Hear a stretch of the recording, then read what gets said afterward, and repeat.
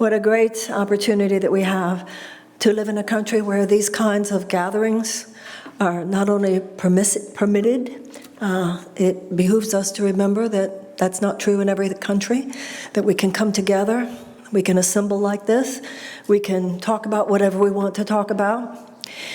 And I am particularly aware as a woman. You know, I say a lot of things on this campaign that are somewhat critical of my government. And there are many countries in the world where if someone were to talk the way I talk, particularly as a woman, I might be taken away to jail, tortured, possibly even worse. So I'm very aware of that, and I think it's important for all of us to remember that the fact that we live in a free society, that we live in a democracy, gives us not only these extraordinary rights, but the responsibilities that come along with those rights. The responsibilities to appreciate what at times fragile set of rights we have, that democracy cannot be taken for granted, that it is the job of every generation to seek to achieve a more perfect union, because we have never in our history totally manifest and embodied all the principles on which we purport to stand. But it's the job of every generation to do what we can, not only to protect what exists, but also to face any onslaughts that might exist that would assault or undermine or erode those rights, and then give this precious thing called American democracy to our children even better than we found it. During a presidential campaign season, this ritual of democracy is extremely important. I feel honored to be part of it. And of course, you as New Hampshireites and all of you who are part of this election season know that you are the deciders. The DNC is not the decider. The RNC is not the decider. Fox News is not the decider. CNN is not the decider. MSNBC is not the decider. You are the deciders. And it's a privilege to have the opportunity to tell you what I believe is wrong with America, what I believe needs to change in America, and what I will do if you elect me president. First, I want to start by saying that here we are in an institution, a great institution of learning, in which the conversation centers around American public policy. I have a few things to say about American public policy. It's rotten to the core right now. American public policy is heartless today. Our environmental policies are violent towards the earth. Our criminal justice policies are violent, particularly towards people of color. Our educational policies are essentially violent in that we withhold a real education from millions of American children for no other reason than that they weren't born in financially advantaged communities, which in my mind represents a form of passive oppression. Our foreign policy is far too violent. We've become heartless. Now, we're not heartless as people. I think the American people are good people. I'm a big fan of the American. I travel internationally. I always say, I hope I get to sit next to an American on an airplane. As individuals, we're fine. I'm not saying we're better than other people, because I don't think we're better than other people. But I don't find that the average American does not care about goodness. I think the average American does. I think the average American cares about what it means to live a good life. I think the average American cares about forgiveness and mercy and compassion. I think the average American asks questions like, am I doing the right thing? Am I treating people well? I don't think the will or the consciousness of the American people is the problem. The problem, and it's a big one, is that American public policy, both domestically and internationally, has become systematically and systemically divergent from the consciousness and the will of the American people. And that is because American public policy today is dominated, in more cases than not, by short-term profit for huge multinational corporations than it is dominated by the consciousness and the will of the American people. This represents an absolute emergency. And in our history and throughout our history, when there were examples of American public policy being completely divergent from the goodness in people's hearts and a sense of justice and mercy that should be not only central to our existence as human beings, but also to the existence of America as a free and just society, generations have stood up. And New Hampshireites have a particular reason to be proud in this regard, because much of the abolitionist movement emerged from New Hampshire. It was the early evangelicals and Quakers, many of them here in New Hampshire, which stood up and rose up and stepped in, and that's how slavery ended. Now that's significant, because that means that the US government did not wake up one day and say, let's end slavery. That's not what happened, ladies and gentlemen. The abolitionist movement preceded that. The abolitionist movement meant citizens of the United States stood up, rose up, and stepped in. The government action followed. And the same is true with suffrage. The US government did not wake up one day and say, let's give women the right to vote. That is so not what happened. With the women's suffrage movement, people rose up, people stepped up, people stepped in. The government followed. And because the people demanded it. And the same is true with civil rights. The US government didn't wake up one day and say, we're going to make sure the South desegregates. That's not what happened. With Dr. Martin Luther King and the civil rights movement, people rose up, people stepped up, people stepped in, and the government followed. But today, as much as we know things are off course, I don't care if you're a high-minded liberal or a high-minded conservative, nobody doesn't know in their heart that what I said is true. Everybody gets something's really off these days. The problem is we're waiting for the government that did this to fix this. How foolish and absurd and naive are we?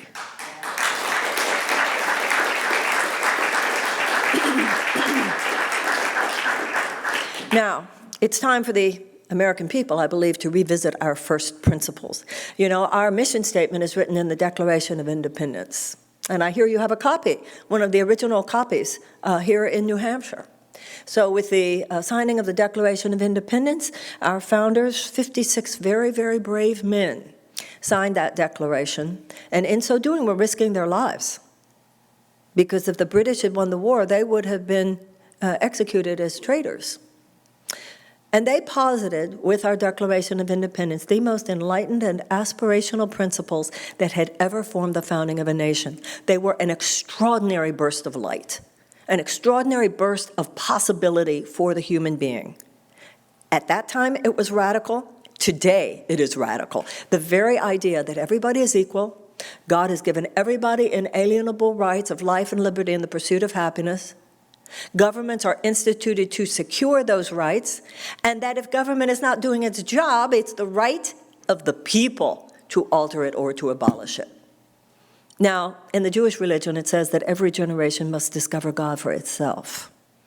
What has happened, I believe, is that every generation of Americans need to rebond with those principles, and we have lost our psychological and emotional connection to them. Oh, we honor the fact that they're inscribed on marble walls, and we have them written in parchment, and they're behind glass, and we say, oh yes, we believe in those things. And so too often, the fact that they're inscribed in marble walls is almost used to distract us from the fact that we are not living them in our public policy too much anymore. Who's going to fix that if not you and me? Are we going to continue to look for the people who caused the divergence to close the gap? I don't believe so. It's time in our generation to do what other generations have done before us. In 1776, we repudiated an aristocratic situation. An aristocratic situation was one in which a few people got to win. You know, there was the king and the queen, and then his or her rich friends, and they got everything. They were the ones who had the right to education, and they were the ones who had the right to land, and they were the ones who had the right to wealth creation, and the vast majority of people were serfs, little more than serfs serving them, had no rights to actually actualize their own dreams as they saw fit or to pass that opportunity on to their children. That's what was so radical about the founding of this country, that we posited that here it would be different. We repudiated aristocracy in 1776, and what has happened is that we have regressed. Because what do you call a corporatocracy if not just another iteration of aristocracy? When you have a situation as we have today, where 1% of the people of this country own more wealth than the bottom 90%. When you have an amoral economic system, trickle-down economics, that has caused such immoral consequences, in which 40% of all Americans live with chronic economic anxiety, where you have to be one of a very, very few Americans to really be sure that you'll have easy access to health care, to education for your children, to the kind of capital that you need to get out from under your college loans. We repudiated that in 1776. It is time to repudiate it again.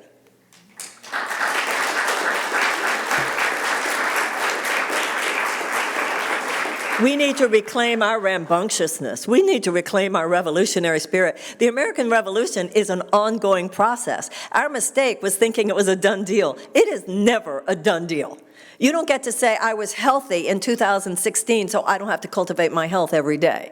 You know, if you don't take care of your health, you just might get sick. And if you don't take care of your relationship, you just might lose your relationship. If you don't take care of your business, you just might lose your business. And if you don't take care of your democracy, and by leaving it to other people to take care of it, some political class, they're going to take care of it, we just might lose that.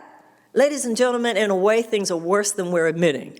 What I've learned from running for president is two things. The system is even more corrupt than I feared, and the people of the United States are even more wonderful than I hoped. The problem is not the people of the United States.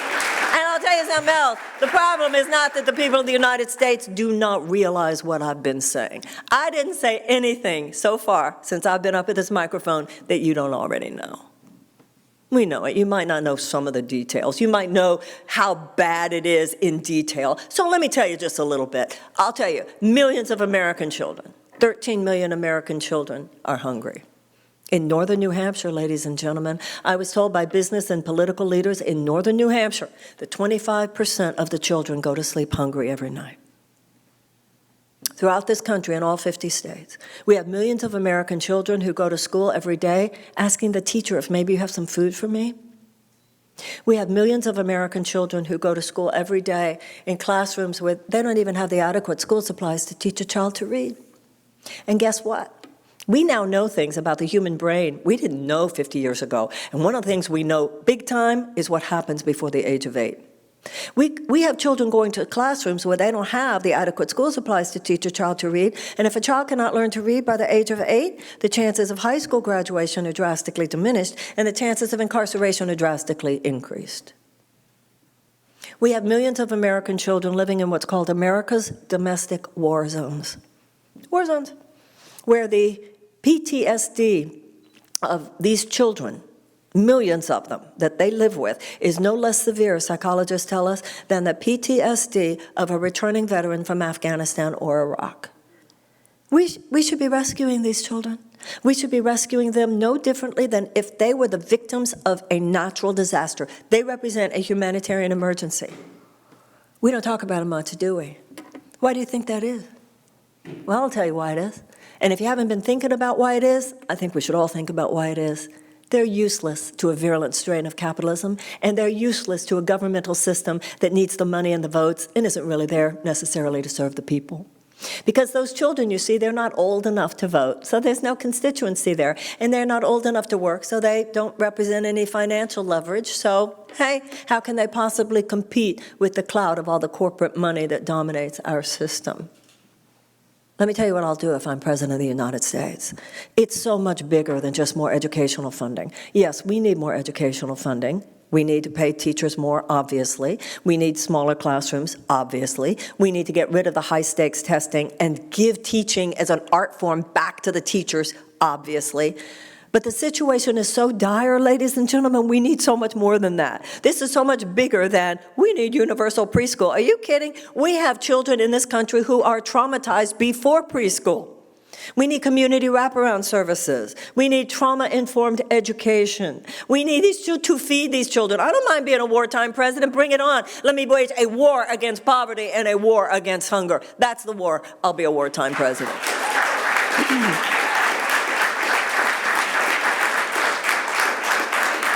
We need mindfulness in the schools, and we need conflict resolution, and we need restorative justice. And every school in America, I'll tell you a public policy, every school in America should be a palace of learning and culture and the arts. And don't tell me we don't have the money for it, because let me tell you, we have so much money. This is not about what we don't have money for. And if you want to see the path to prosperity in 10 years, you want to see an amazing way to have greater economic prosperity in 10 years, take better care of your 10-year-olds today.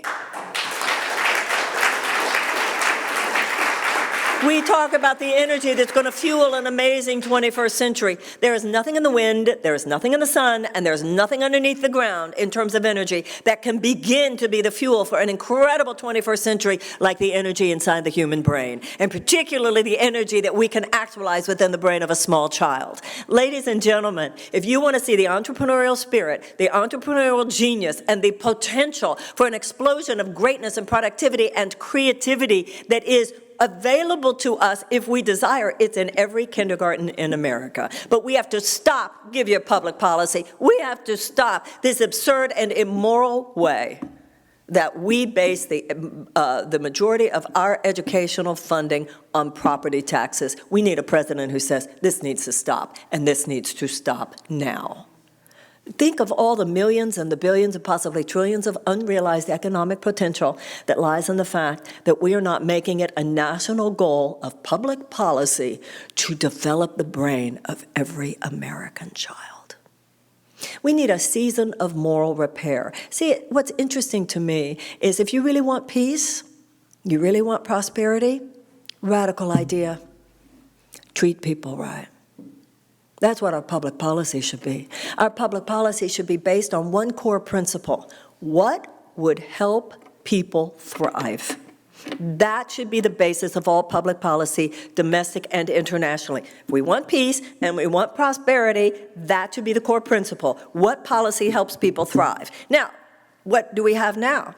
That's not the bottom line of American public policy, not the bottom line of American public policy domestically or internationally. The bottom line of American public policy, and this has been true ever since trickle-down economics corrupted the very cores and sinews of our government since the 1980s. The bottom line for the functioning of our government is not what helps people thrive. It's what creates short-term profits for huge multinational corporations. First of all, what creates profits for the health insurance companies? What creates profits for the pharmaceutical companies? What creates profits for the chemical companies? What creates profits for the gun manufacturers? What creates profits for oil and gas? What creates profits for defense contractors? And then their money is what is used to fuel the political establishment that we have. At what point do the people of the United States reread the Declaration of Independence, which says that if government is not doing its stated job of providing for peace and security and the pursuit of happiness for every person, that it is the right and the responsibility? Actually, it doesn't say it's the responsibility.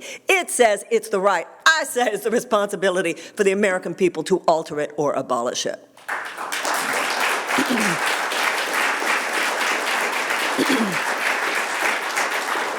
Now, I'm certainly not suggesting that we abolish it, but I am suggesting that we alter it, and we can't just alter it a little bit.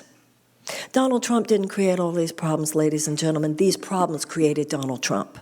As soon as we bought into the notion that the U.S. businessman is somehow God, why should we be surprised that this perverted, twisted form of one would appear in our midst? That's a false God, man. And you know, there's a thing about idols. They fall every time. It's such idolatry. Short-term profits for huge multinational corporations is our bottom line? No, no, no, no, no. Democracy is supposed to be our bottom line. Being good people is supposed to be our bottom line. And like I said, it's not that the American people don't care about being good. That's not my experience of the American people at all. But what has happened over the last few decades? And you know, I look at young people here, and as an older woman, I want to say to you this. You might not believe me, but I want you to know it wasn't always like this. Now, I'm not saying it was perfect. I'm not romanticizing what was happening before. I'm not saying we ever had it perfect, that American capitalism was ever perfect, that the American government. But you know what there was? There was a social consensus that at least we were supposed to try. You see, you might not believe it, kids, but do you know that there was actually a time when the American corporation was actually expected to care? When I was growing up, if somebody had worked for decades for a company, it was the social we all assumed that the corporation would care that that person had a dignified retirement. It was trickle-down economics in the 80s that introduced this notion that the only thing the corporation owed was fiduciary responsibility to its own stockholders. Government should get out of the way. It should be unfettered by ethical or moral consideration or government regulation. But it would be great, see, because all this money would be made by the stockholder class and CEO class, and then they would create jobs. There would be job creators, and all the money would trickle down to everybody else, and it would lift all boats. Okay, after 40 years, though, 40 years, I think the jury is in on whether or not that worked. It has not lifted all boats. It has left millions and millions of people without even a life vest. It has destroyed America's middle class. It has left us with 1% of Americans owning more wealth than the bottom 90%. But I'll tell you something that I find very interesting. Milton Friedman himself, who was the main articulator of the idea of trickle-down economics, do you know that he himself actually said, well, the only way this will be safe, however, is if we have a universal basic income. This idea of just creating this small class of corporate aristocrats who basically get everything, and too bad about what that does to indigenous tribes, too bad what that does to kids, too bad what it does to elderly people, too bad what it does to people who can't get an education, too bad what it does to the planet. That's got to end, ladies and gentlemen. It's got to be a fundamental pattern disruption, a fundamental pattern disruption of our social and our economic and our political functioning. And of course, those who are entrenched within it, of course they say anyone who suggests this isn't possibly qualified. Of course they say that. She's not qualified to run this engine, not on the car you guys are driving. We need a different car. I'm sorry.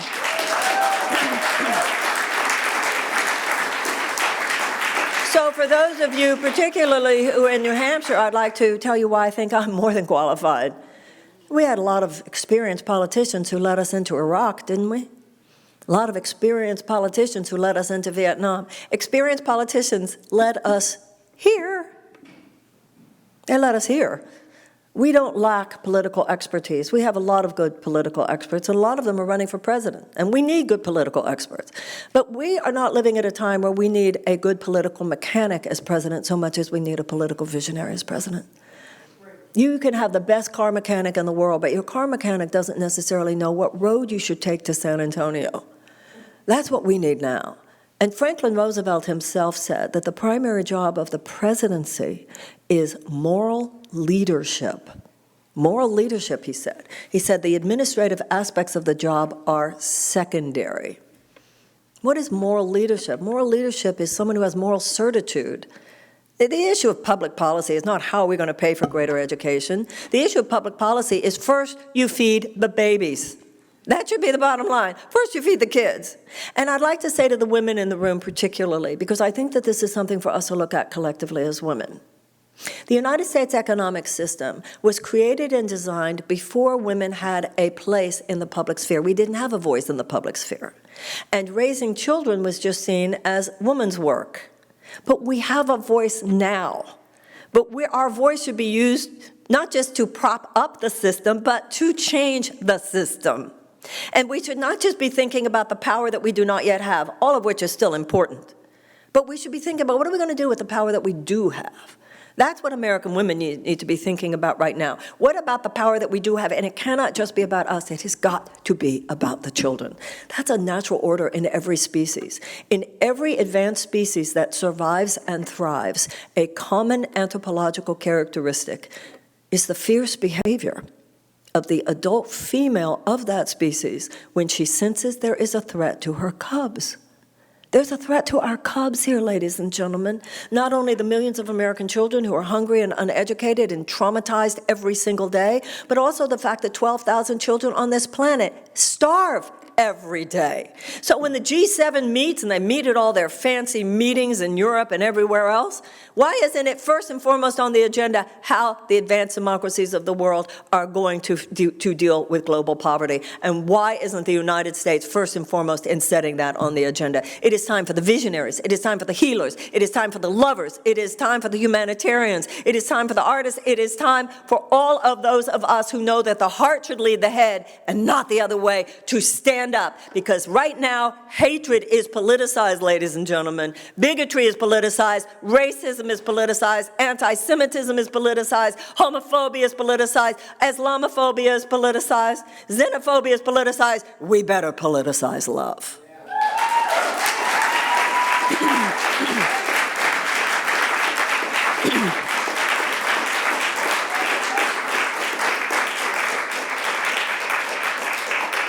At a time when hatred is shouting, it's not enough for love to whisper.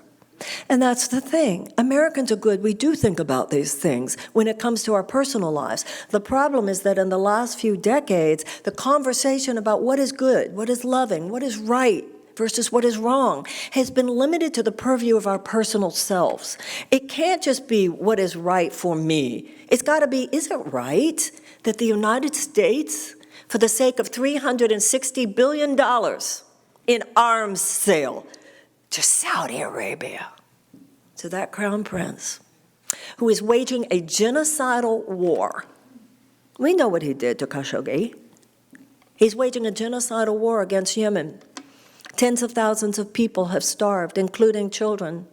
Guess who's helping him? Guess who's giving him aerial support without which he couldn't do it? Good old USA.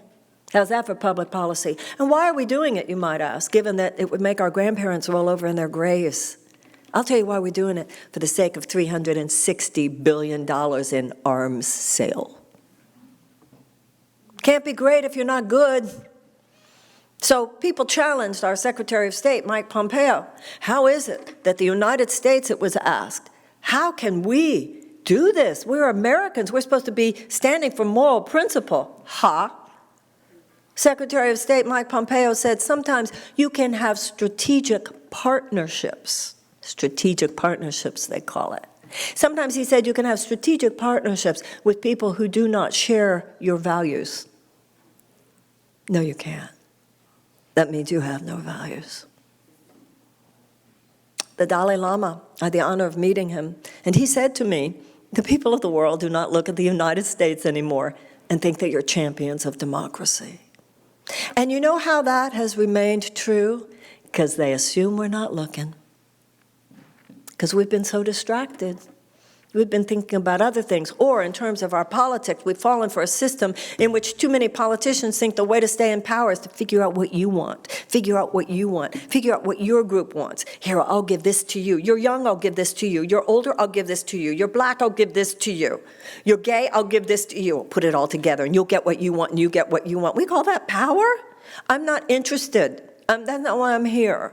I'm talking as an American. This is not about what you want or about you want. It's about what our generation must do now, all of us. We must have an American conversation. That is what must happen now. You know, a lot of people talk about random acts of kindness. We need more than random acts of kindness. We need huge strategized acts of doing the right thing. We need a Department of Children and Youth. We need a Department of Peace with $760 billion a year going to the military. $40 billion going to the State Department. Within the State Department, which is, of course, here's your public policy, kids. State Department is all about mediation and development and diplomacy. That's $40 billion compared to the $760 billion for the Department of Defense. Department of Defense, and listen, I'm a big fan of, I have great respect for the U.S. military. My father fought in World War II. I don't think that any of us don't want the military to have everything they say they need. But let's not be fooled, ladies and gentlemen. Our national security and our defense budget is not just based on what the Defense Department says they need. Over and above that, by hundreds of billions of dollars, is what defense contractors say they want. Meanwhile, you can't just take medicine, you also have to cultivate health. You can't just endlessly prepare for war and think maybe one day you'll back up into peace. Sickness is the absence of health. Health isn't the absence of sickness, and war is the absence of peace. Peace isn't the absence of war. We should have peace games, not just war games. We should have a peace academy, not just a military academy, because peace-building expertise is every bit as sophisticated, and when carried out in certain parts of the world, takes every bit as much courage as does military expertise. What do the peace builders do? A lot of people don't know. Well, what do the peace builders do? Let me tell you what the peace builders do. And it will not shock any of us because you know what? All of this is common sense. There are 4 factors which, if present, statistically indicate that there will be a greater incidence of peace and a lower incidence of conflict. Wait for it, because you can figure it out yourself. Number 1, expanded economic opportunities for women. Number 2, expanded educational opportunities for children. Number 3, the reduction of violence against women. And number 4, the amelioration of unnecessary human suffering. Desperate people do desperate things. What do you think those people in Honduras, Guatemala, El Salvador, why do you think that they were willing to walk across a desert with children in their arms? They're desperate. Desperate people do desperate things, and desperate people are more vulnerable to ideological capture by genuinely psychotic forces. So when I said that all public policy, domestic and international, should be built around the core principle of what helps people thrive, that's not just where we get prosperity because we get creativity and we get productivity, it's where we get peace. But where do the corporate profits come from? There. So we'll give hundreds of billions of dollars to endless preparation for war, and we give less than $1 billion to the peace-creating agencies. And I have to say, ladies and gentlemen, there are only 2 of us in this campaign even discussing this. Tulsi and I are the only ones who ever even mention it. What do you think that says? See, I'm old enough to remember that Dwight Eisenhower, when he left office, I was a child, but I remember watching, and my parents would talk about it. And I've read about it, how Dwight Eisenhower, who had been the supreme Allied commander during World War II, no slouch in the military department. But when he left the White House, having served for 8 years as President of the United States, after having served as supreme Allied commander, he warned us in his farewell address of the military-industrial complex. You see, before World War II, we had no standing army. Now, I think we'd all agree we need one now. No one is suggesting we don't. This is not a criticism of military decisions. It's a criticism of a system that is so influenced, is so corrupted by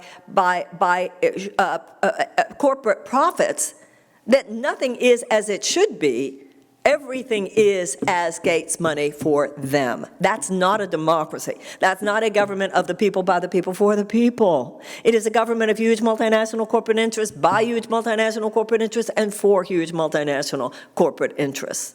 So are we going to ever have peace on the planet? Or are we not even going to? We don't even talk about it anymore. That's what just kills me. We don't even talk about it anymore. When I was a kid, they used to talk about peace and prosperity. And then I said to myself, I wonder why they don't use that term anymore. It seems to me when I was growing up, all the politicians ever talked about was peace and prosperity. They don't talk about it because it's not the goal anymore. Not even the goal anymore. Let me give you an example, just in case you don't need to be anything, but just in case you might want some facts to back up. The U.S. Air Force has ordered 100 B-21 Raiders. So let me just tell you a little something about the B-21 Raider. The B-21 airplane is a bomber. It costs $560 million each, and we've ordered 100 of them. But the thing that's very interesting about the B-21 Raider is that each one drops not only conventional weapons, it also drops nuclear bombs. So since the founder said the power is supposed to be in your hands, you're supposed to be the decider, maybe you could tell me, what do we need 100 bombers that drop nuclear bombs for? Why do we need 100 of those? Because you drop 5 of those, it's over for human civilization as we know it. You drop 10 of those, it's over for humanity. I think not even as we know it. It's over for humanity because the bombs at Nagasaki and Hiroshima were like pinpricks compared to the nuclear bombs that are on the planet today. And the United States has 7,000 of them. And there are people in this room who are like my age, like we remember a ban the bomb movement. We don't even talk about it anymore. So why is it that you think that we have ordered 100 airplanes that drop nuclear bombs? Do you think it's to protect our national security? Nobody here is that foolish. Nobody here is that naive. That's not what it's for. And now, let me ask you this. What would one of those $560 million do to feed the children in northern New Hampshire? There's public policy conversation for you. What are we doing? And how is it going to stop if we the people do not step in? We have a dangerous brew on our hands right now. The conversation that we need to be having is so much bigger than how to defeat Donald Trump in 2020. We need to even have a more sophisticated conversation about how to replace Donald Trump in 2020, ladies and gentlemen. Donald Trump came here He was brought here, he was put here by Cambridge Analytica. Cambridge Analytica is a military-grade propaganda weapon. It was developed for warfare. Its capacity to manipulate, propagandize, and trigger is based on data mining, much of it shadow data mining, that is so powerful it is almost beyond imagining. So he's coming in with the same personality he has, the narcissism, the shamelessness. He's coming in with the same power of Cambridge Analytica. He's coming in with the power of the incumbency. He's coming in with the power of Russia or whoever is helping him. But you think if we just have a qualified candidate, that'll do it, huh? We just have a good intellectual argument, that'll do it, huh? Some emotional persuasion, that'll do it, huh? Oh, I don't think so. Something much bigger is going on than that. There are people who are going to vote for Donald Trump, and they're going to vote for Donald Trump, and it's a free country, and they have a right to vote for Donald Trump. And there are people who are so horrified and opposed to the agenda of Donald Trump that they're going to vote for the Democrat no matter who. Those, don't even worry about either one of those two, because that's kind of a done deal. The issue is you put those two together, and it's too close for comfort. We have to inspire millions of Americans who either didn't vote or voted for third party, or, and I think this is an important group for those of you who are Democrats, I think this is very, very important. There are millions of American people who did vote for Donald Trump who I believe are disturbed. They're disturbed by his personality. They're not happy. But if all we do is talk about how bad Donald Trump is, that's shaming them. That's making them wrong. That won't make them want to vote for something else. We need to inspire a season of moral repair in this country. It's the moral high ground where we will be able to not only replace Donald Trump, because the moral high ground calls to the conscience of all Americans, liberal and conservative. You know, Eisenhower said the American mind at its best is both liberal and conservative. I myself am a left-winger. I'm a progressive Democrat. But I understand that there are high-minded conservative values. There are times when my thinking is far honed and developed because I'm talking to an intelligent conservative. Nobody has a monopoly on truth in America. No socioeconomic group has a monopoly on values. We have to speak to the goodness in each other, the conscience in each other. The corporatist agenda I've been talking to you about all day, that's not conservative. That's something else. That's economic tyranny. We need to talk to the goodness in each other. It can't just be oppositional. If it's just oppositional, we're going to defeat Donald Trump, then we won't go over the cliff. Great, but we're still too close to the cliff.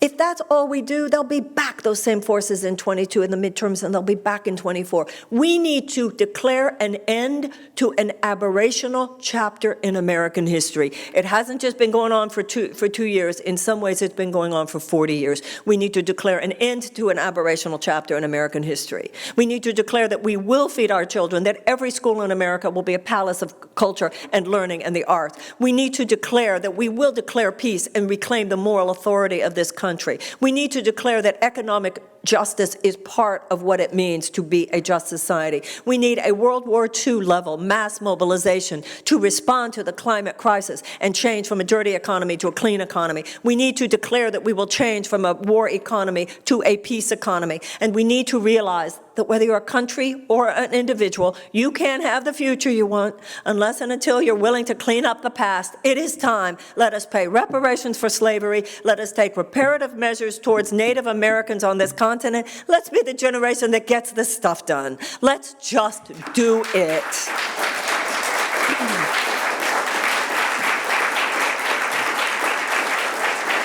And by the way, it behooves us to remember that when you're talking about reparations for slavery, it's an economic stimulus. It's already been determined that if black families made as much money as white families, our economy would be $1.5 trillion larger. You talk about $2 trillion tax cut where 83 cents of every dollar went to the very richest corporations and individuals. That's no economic stimulus. An economic stimulus is how people thrive. That's why we should have universal health care. That's why everybody should be able to go to have free tuition at state colleges or universities. That's why we should just cancel all these college loans. Enough is enough with what is your plan, how much, what percent is going to be cut, what value. No, just cancel it. You have a $2 trillion tax cut. You have a $1.5 trillion student loan debt. I'll trade you. It's not as complicated complicated. They make it so it's so complicated. No, it's not so complicated. Not so complicated. You repeal that tax cut, you put back in the middle class tax cut. You close those corporate subsidies, you stop them. $26 billion last year alone to oil and gas. Martin Luther King used to say, if they give it to rich people, they call it a subsidy. If they give it to poor people, they call it a handout. Then you say to big pharmaceutical companies, where the United States government has surrendered its right to negotiate with big pharmaceutical companies for lower drug prices, the government takes back that right. And then you say to the military, how much money you need, guys, because every dollar you say you need, you get. Every dollar above that, that stops right now. Then you say to the billionaires among us, some of whom made their money in very conscious, righteous ways, we're happy for you that you made that money in conscious, righteous ways. We would like 3%. On the asset of your billion, please, sir. Or it might be a woman. It might be somebody who has 500 million. Once again, if they made their money righteously through righteous commerce, we're all for it. We want capitalism with a conscience. And so we say to people with 500 million and more, we would like 2% on that. You know what happens when you do those things? We're going to have some cash on hand. And we're going to do with it what I said.